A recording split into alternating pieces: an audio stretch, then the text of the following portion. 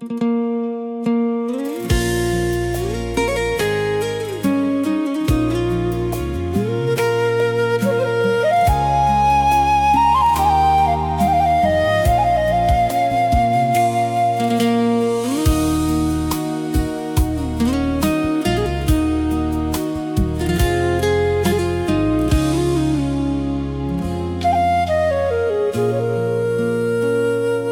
រ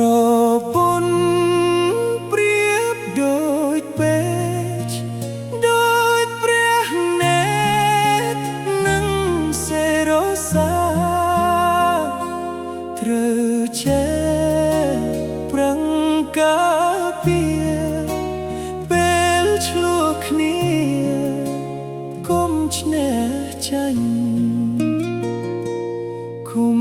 ចង់ឈ្នះចិត្តស្រីពលហាស្ដីកុំអើអញមនុស្សស្រីបើស្រឡាញ់ណែខ្នាក់ខ្នាញ់ប្រច័ណ្ឌសុខកូនអើយស្ងួនជាផ្ទៃមានខន្តីគឺ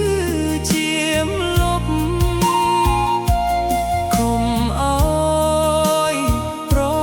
ពន្ធស្អប់ចេះកាយកប់រឿងថោកថ្លៃនោះស្រី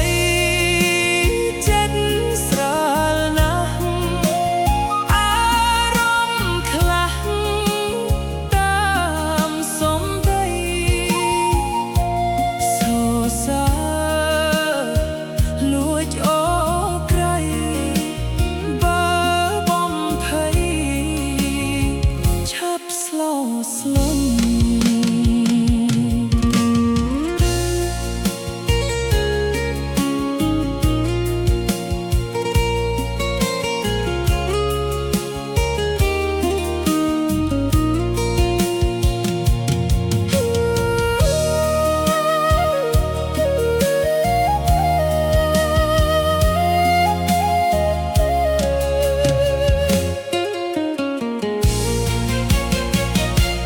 ចិត្តស្រី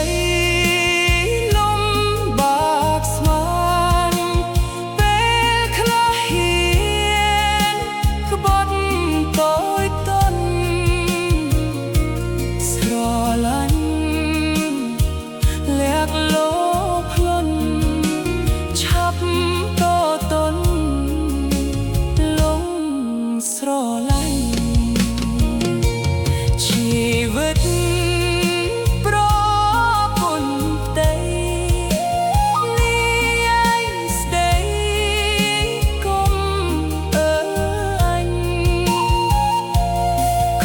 ឆ្លោះព្រោះស្រឡាញ់ងងខ្ញាក់ខ្នាញ់កើតបែកបាក់ប្តីយើងប្រពន្ធយើងតួរងរឿងឬអាប់បលា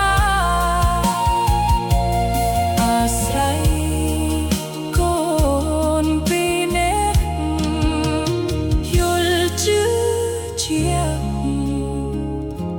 ប្រពន្ធថ្មី